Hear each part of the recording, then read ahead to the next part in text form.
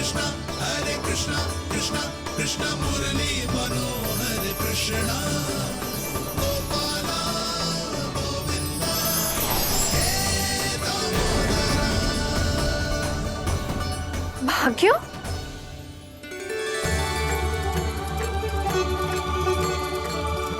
कान्हा, एक तो चोरी की और ऊपर से मूर्ख बना के भाग को। ये ठीक ना है। मुझे यशोदा जीजी को बताना ही होगा, और वो भी इसके घर पहुंचने से पहले।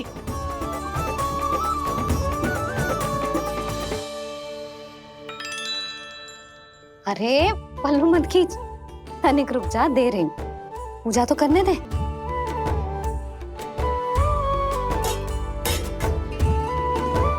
ले, अब जितना मन करे उतना प्रसाद खा।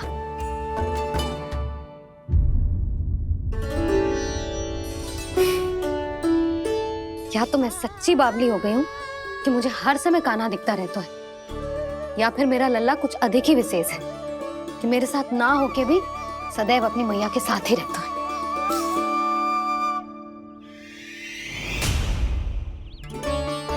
आज तो कैसे प्राण बचे, नारायण ही जानते हैं। मैं तो पाऊ को सिर पर लेके ऐसे सरपट भागो कि पूरे गोकुल में बड़ बोले। इस समय तो बड़ी बड़ी मत हाको, पर असली लाभ तो वानर महाराज ने उठाया है। पूरी की पूरी मटकी अकेले लेके निकल लिए। ये हमारी प्रतीक्षा कर रहा था ताकि हम माखन बांट सके। हमारे साथ ना दाऊ, उनके साथ।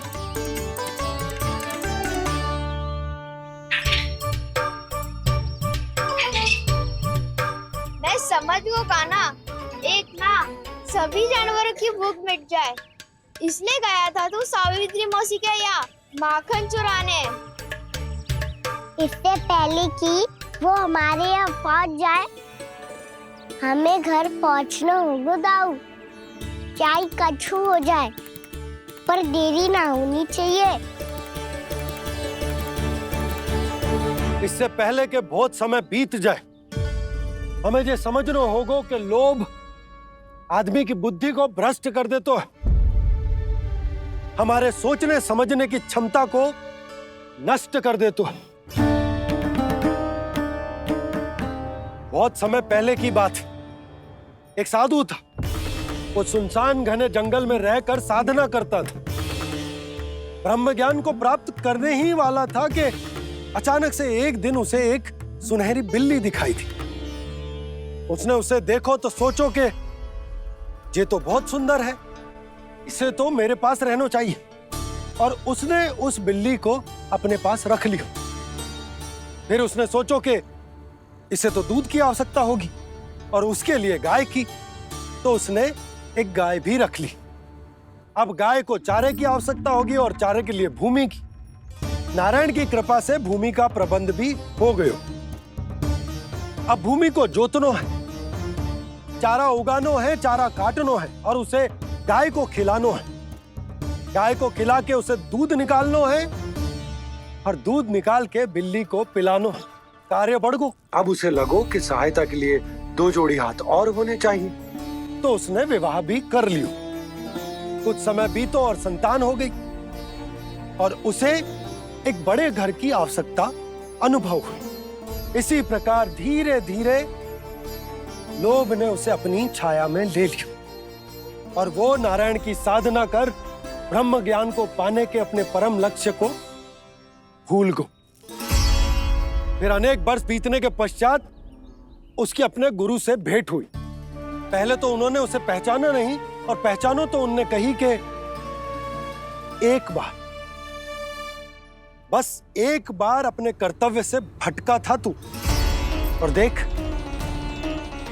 कैसे देखते ही देखते लोभ के जंजाल में गहरे ही गहरे धंसता चला गया। सोचो, कहीं उस व्यापारी को धन के लोभ में अपना वचन देकर आप सब भी जे ही भूल तो ना करने जा रहे। परिवार, घर द्वार, भोजन, सुख शांति, जीने के लिए आवश्यक जिस सब कुछ तो है आपके पास। इसीलिए मुझे चिंता हो रही कि जिस प्रकार उस साधु ने ब्रह्म ज्ञान प्राप्ति का अवसर गवा दिया था, आप सब भी इस लोभ में आकर अपना सुख चैन ना गवा दो।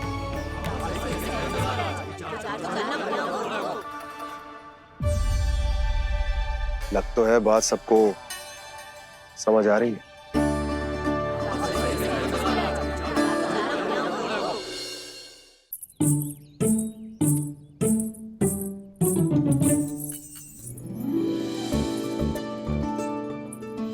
भाभी आसानी से ना मिलने देंगी कान्हा से, पर उसे देखे बिना रहा भी तो ना जा रहे हो मुझसे। कहाँ है वो? मुझ पे बहुत क्रोध है उन्हें। इतने शीघ्र शांत ना होगा, उन्हें मनाना तो पड़ेगा ताकि मैं नंद भवन में फिर से बिना किसी रोक टोक के आ जा सकूं। पर क्या बोलूं, कैसे मनाऊं उन्हें?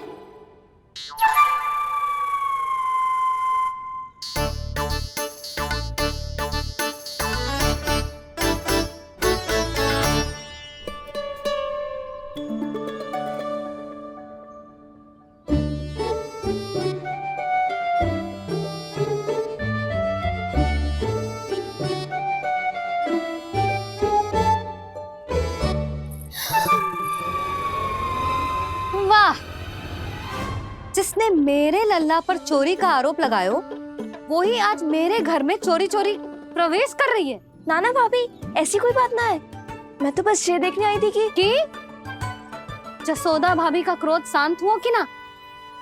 सुन ले जानकी, मेरा क्रोध उसी दिन शांत होगा जिस दिन तू सारी गोपियों के सामने मेरे कान्हा पर लगाया आरोप वापस लेगी। चोरी करेगा तो आरोप ही लगेगा ना जीजी। फिर से आरोप? सावित्री, तू भी? कल तक मुझे ये थोड़ी पता था जीजी कि आपका कान्हा सच्ची में माखन चोरी में पारंगत है।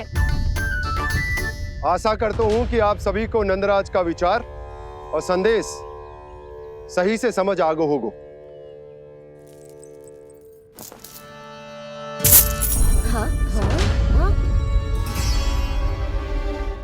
सिक्कों की खनक बता रही है कि पोटली कितनी भारी है। एक ही दिन में कितनों धन पा गई जे। हमें भी इससे अधिक धन अर्जित करना होगा, तभी तो हम अपने उज्जवल का भविष्य उज्जवल कर पाएंगे। पहली बार कछु बुद्धि की बात की है तूने। नंदराज, हमारे मन में आपका बहुत सम्मान है, पर हम जो करना चाह रहे हैं वो लोभ ना है, वो तो विकास है। हाँ नंदराज, हम अपना और अपने संतानों का भला बुरा सोचे बिना कब तक अपना जीवन इस प्रकार जीते रहेंगे? फिर पिछले 4 वर्षों से हमने आपको कर भी तो ना दियो है। मुझे तो लगता है कि नंदराज की बातों पर शांति से सोच विचार के बाद ही कुछ निर्णय लेना चाहिए। ऐसा मौका बार बार ना तो नहीं, हमें सोच विचार कर निर्णय लेना है सबने।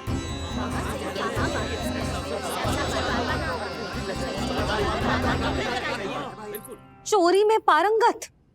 हाँ जीजी, उसने टोली बनाई है और उसका नाम भी रखा है चौर्य विद्या प्रसारण टोली, और आपका कान्हा उसका अध्यक्ष है। अच्छा, तो कान्हा पूरी टोली लेकर आया था चोरी करने तेरे घर? और नहीं तो क्या।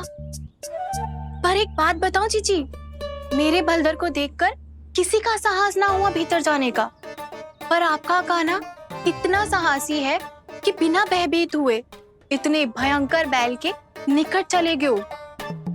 सच्ची? और तेरे रक्षक बैल ने कुछ ना किया उसे? है ना अचरज की बात। क्रोध के स्थान पर वो तो उसके सामने ऐसे झुको जैसे कि प्रणाम कर रहा है। और जीजी, आपका कान्हा साहसी ही ना, बहुत चतुर भी है। मैंने मटकियां बहुत ऊपर लटकाई थी, पर बताओ कि बिना चौकी के मटकी को नीचे उतारने का उपाय किसने ढूंढा? किसने? आपके चतुर कान्हा ने। उसने अपने सखाओं को पर्वत बनायो और एक पक्के सेनापति की तरह बिना भयभीत हुए उनके ऊपर चढ़ गयो और मटकियां उतारने लगो। और एक ही ना, तीनों की तीनों मटकियां उतार ली। तीनों? हाँ जीजी, और वो इतना दयालु है कि पहले एक मटकी का माखन सब में बांटती हूँ और फिर बची हुई 2 मटकियों में से एक मटकी अपने सखाओं को दे दी और फिर दूसरी मटकी एक भूखे वानर को दे दी। और फिर जब मैं उसके सामने जाके प्रश्न करने लगी तो उसने मुझे अपने तर्कों के जाल में उलझाया और बड़ी आसानी से सिद्ध कर दिया कि वो तो परोपकार कर रहा था। मैं तो देखती ही रह गई और शब्द तो ऐसे झड़ते हैं मुंह से जैसे कि फूल। रुक जा सावित्री, पहले तू ये निर्णय ले ले कि तू मेरे लल्ला का गुणगान करने आई है कि उसकी निंदा करने। निंदा करने ही आई हूँ जीजी। जानकी सत्य कह रही थी, आपका कान्हा माखन चोर ही है और बलराम के साथ भागा था। बलराम क्यों? वो तो साक्षात गरुड़ देव की पीठ पे बैठ के उड़ के आयो है, तभी तो तुझसे बहुत पहले आके यहाँ बैठ गओ ना। आ देख ले, आजा।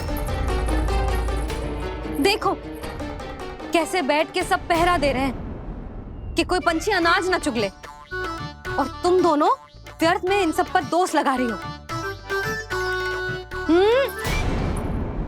कान्हा के निकट जाने का प्रयास भी मत ही करना। पहले मेरे लल्ला पर आरोप लगाती हो, फिर उससे मिलना भी चाहती हो।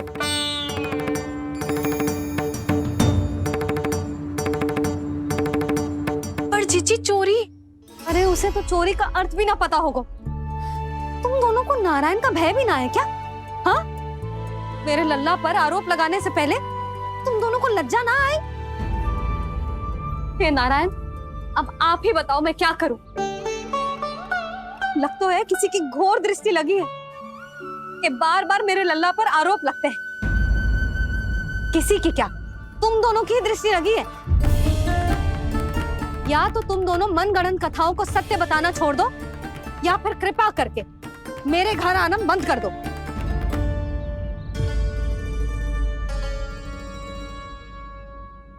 अब दोनों मुंह क्या ताक रही हो?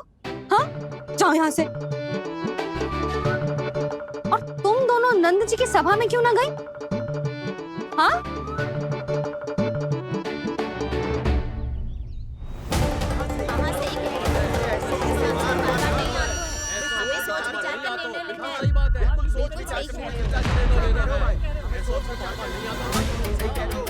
जी कौन? पहले तो कभी ना देखो इसे।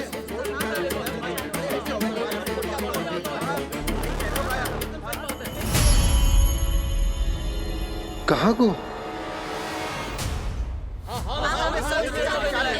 बस करो।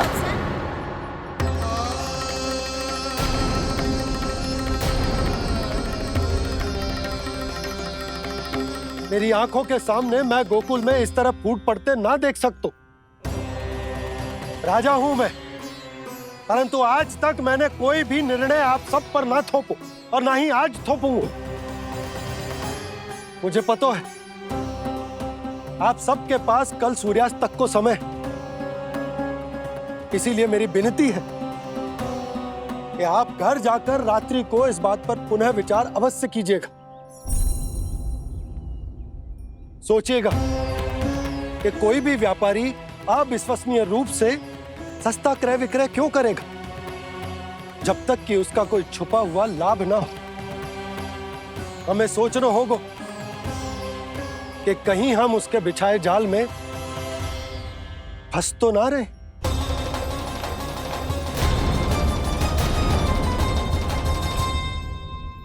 बच गए भैया, जैसे तैसे ही सही, पर समय से पहले पहुंच ही गए हो। सावित्री मौसी कनेक सी बात को इतना बड़ा चढ़ा के बोल रही थी जितना उज्जवल भी ना बोलतो।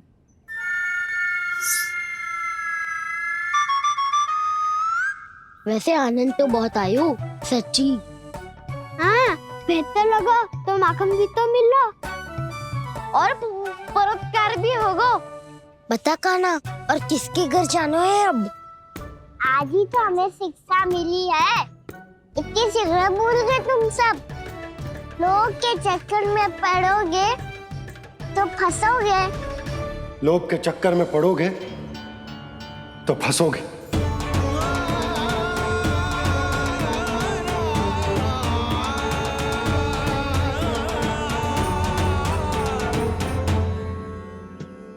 चोर, चोर कह रही है मेरे निर्दोष से बालक को। तो इन दोनों ने अति ही कर दी है।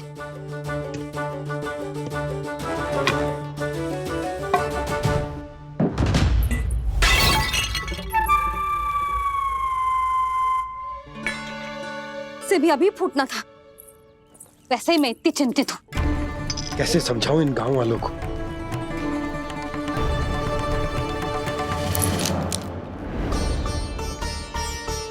कोई समझने को तैयार ही ना है। लगता है सबकी बुद्धि भ्रष्ट हो गई है। सही कह रही हो यशोदा तुम। मुझे तो लगता है कि सोचना समझना ही छोड़ दिया सबने। अनेकों तर्क देके समझा दियो, सिद्ध कर दियो, पर इनकी मोटी बुद्धि में कछु आता ही ना है। यशोदा तुम तो तर्क की कह रही हो, मैंने तो उदाहरण देकर समझाने को प्रयास किया, पर अपनी बुद्धि के आगे कछु ना समझ में आ रहा इन गांव वालों को। क्या सारे के सारे गांव वाले मेरे लल्ला पर आरोप लगा रहे हैं? जी क्या कह रही हो तुम? मैं तो गांव वालों की बात कर रहा हूँ जो नारायण के नाम पर वचन देकर उस अपरिचित व्यापारी को अपने दूध, दही, घी, माखन सब देने को तैयार है। लो कर लो बात। मैं गोपियों की बात कर रही हूँ जो लल्ला पर माखन चोरी का आरोप लगा रही हूँ। और आज तो सावित्री ने भी लल्ला को माखन चोर कह के पुकारो है।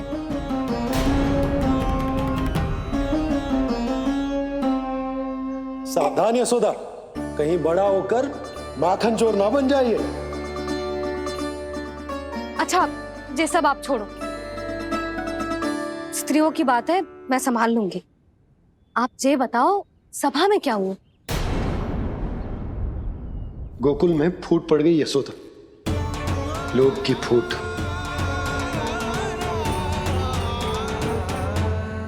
अरे रुको रुको रुको, व्यापारी जी रुकिए रुकिए। नंदराज ने प्रयास तो बहुत किया था व्यापारी जी, पर कुछ व्यक्तियों को छोड़ करके किसी के कान पे जूं तक नहीं रेंगी। इसका अर्थ फूट पड़ चुकी है लोभ की वजह से। बहुत ही शुभ समाचार लाए हो गुप्तचर। अब शीघ्र ही दिखेगा लोभ का चमत्कार।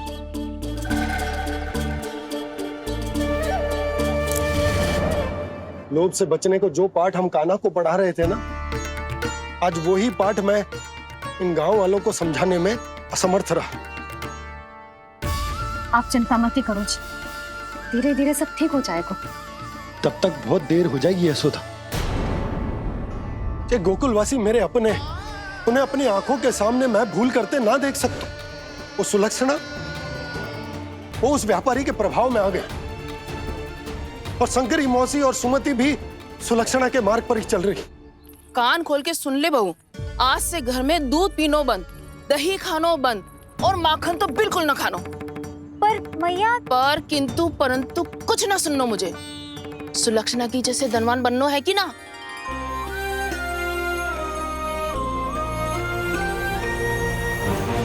तो फिर जैसा मैं कहती हूँ वैसा कर, तभी तो अधिक से अधिक दूध, दही, माखन बेचकर अधिक से अधिक धन अर्जित कर पाएंगे हम। सुलक्षणा को उस व्यापारी की तरह धनवान बनना है और शंकरी मौसी को सुलक्षणा की तरह। ऐसे तो पूरा गांव ही लोभ में पड़कर कल उस व्यापारी के पास पहुंच जाएगा। अब तो फिर स्त्रियों को मुझे अपने ढंग से समझाना पड़ेगा। अब गोकुल वासियों को चाहे कोई भी कितना भी समझा ले, बुझा ले, ज्ञान बांटे, उन्हें केवल एक ही भाषा समझ में आएगी, लोभ की भाषा। लगता है आपके पास बहुत उत्तम योजना है व्यापारी जी। सब झटक लूंगा।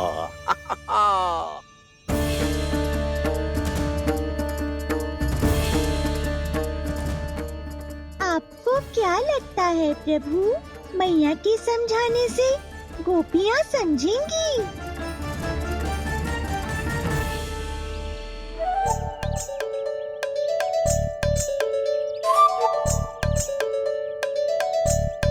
कान्हा, और कितनी प्रतीक्षा करवाएगो? अब बता भी दे, माखन चुराने किसके घर जाना है? इतना आसान ना है निर्णय करना। समय लग तो है, सोच विचार करना पड़ता है, पर ये निर्णय किया कैसे जाए पता है मुझे। लगता है ये निर्णय करना पड़ेगा कि बचना कैसे है।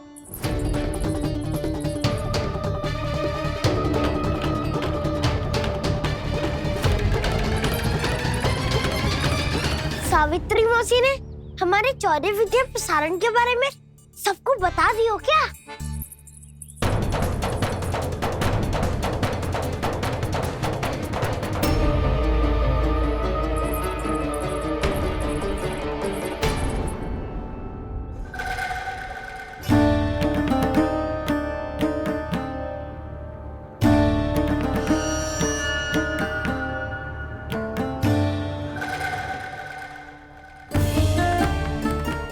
शीघ्र आओ, छोटी माँ बुला रही है।